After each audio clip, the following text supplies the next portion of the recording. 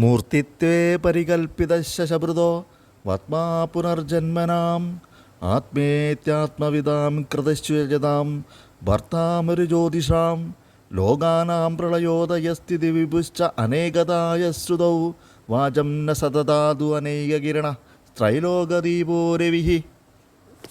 നമസ്കാരം, ഏവർക്കും ജ്യോതിർമയി ആസ്ട്രോളജി ചാനലിലേക്ക് എൻ്റെ ഹൃദയംഗമമായ സ്വാഗതം.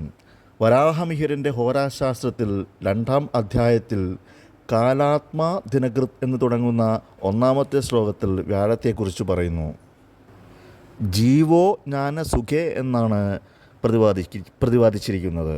ജ്ഞാനവും സുഖവും വ്യാഴമാകുന്നു.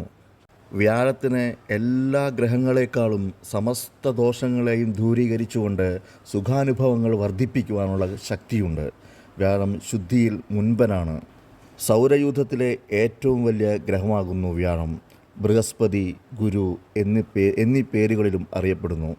വ്യാഴം ജ്ഞാനത്തെയും ധനത്തെയും സത്കർമ്മത്തെയും ദൈവാധീനത്തെയും ഭാഗ്യത്തെയും കുടുംബത്തെയും സന്താനങ്ങളെയും പ്രതിനിധീകരിക്കുന്നു. 2024 മെയ് 1 ഉച്ചയ്ക്ക് ശേഷം 2:29 മേടം രാശിയിൽ നിന്നും ഇടവൻ രാശിയിലേക്ക് സംക്രമിക്കും.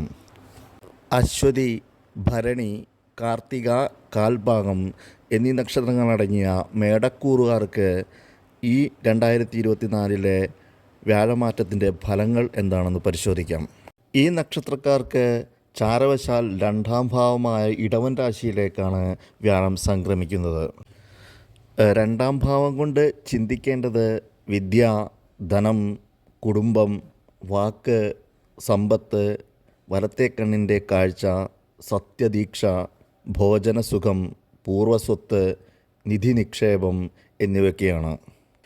അതുകൊണ്ട് മേൽപ്പറഞ്ഞ എന്തൊക്കെ കാര്യങ്ങളാണോ തടസ്സമുണ്ടായിരുന്നത് അതൊക്കെ മാറി വളരെ ശുഭകരമായിട്ടുള്ള അവസ്ഥയിലേക്ക് എത്തിച്ചേരും.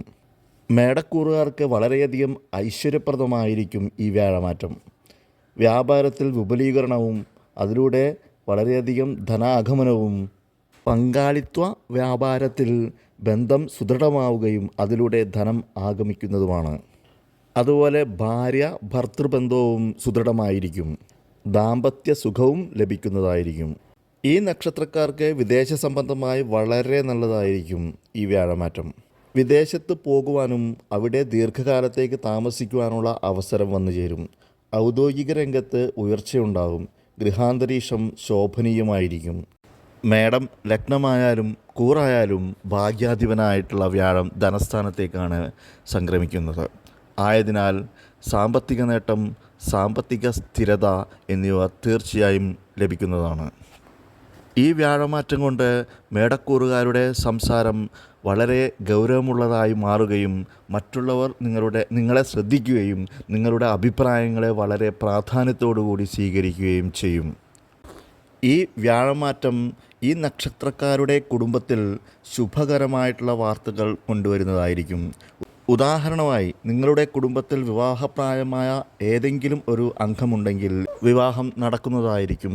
അതുപോലെ നിങ്ങളുടെ കുടുംബത്തിൽ ഒരു കുട്ടിയുടെ ജനനം തീർച്ചയായും ആ കുടുംബത്തിൽ വളരെയധികം സന്തോഷപ്രദകരമായ ഒന്നായിരിക്കും. അതുപോലെ കുടുംബത്തിലെ മുതിർന്നവരിൽ നിന്നും അനുഗ്രഹം സ്വീകരിക്കുകയും അതുവഴി സന്തോഷം ലഭിക്കുന്നതുമായിരിക്കും. കടബാധ്യതകൾ തീർക്കുവാൻ സാധിക്കുന്നതായിരിക്കും. വിദ്യാർത്ഥികളെ സംബന്ധിച്ചിടത്തോളം വളരെയധികം ശോഭനീയമായിരിക്കും ഈ വ്യാഴമാറ്റം. വിദ്യാസ്ഥാനത്തിലേക്കാണ് വ്യാഴം സംക്രമിക്കുന്നത്. ഉന്നത വിദ്യാഭ്യാസത്തിന് ശ്രമിക്കുന്നവർക്ക് വളരെയധികം സാധ്യതകൾ വന്നു ചേരുന്നതാണ്. അതും പരമാവധി പ്രയോജനപ്പെടുത്തുക. 2024 മെയ് 1 ഉച്ചയ്ക്ക് ശേഷം 2:29 മേടൻ രാശിയിൽ നിന്നും ഇടവൻ രാശിയിലേക്ക് വ്യാഴം സംക്രമിക്കും. തുടർന്ന് അതിനുശേഷം മെയ് 3 രാത്രി 10:08 വ്യാഴം മൗഢ്യത്തിലാവുകയും അതിനുശേഷം ജൂൺ 3:21 രാവിലെ മൗഢ്യം വിടുകയും ചെയ്യും. വ്യാഴം ദുർബലമായ ഈ അവസ്ഥയിൽ ആയിരിക്കുമ്പോൾ മെയ് 3 ജൂൺ 3 ഇടയിൽ നിങ്ങൾ ജോലിയിൽ കൂടുതൽ പരിശ്രമിക്കേണ്ടതുണ്ട്. അതുപോലെ മേൽപ്പറഞ്ഞ ഫലങ്ങളുടെ ഗുണാനുഭവങ്ങൾ ലഭിക്കുവാൻ സാധ്യത വിരളമാണ്. എല്ലാ മേടക്കൂറുകാർക്കും ഗുണാനുഭവങ്ങൾ വർദ്ധിക്കട്ടെ എന്ന് ആശംസിച്ചുകൊണ്ട് നിർത്തുന്നു. നന്ദി, നമസ്കാരം.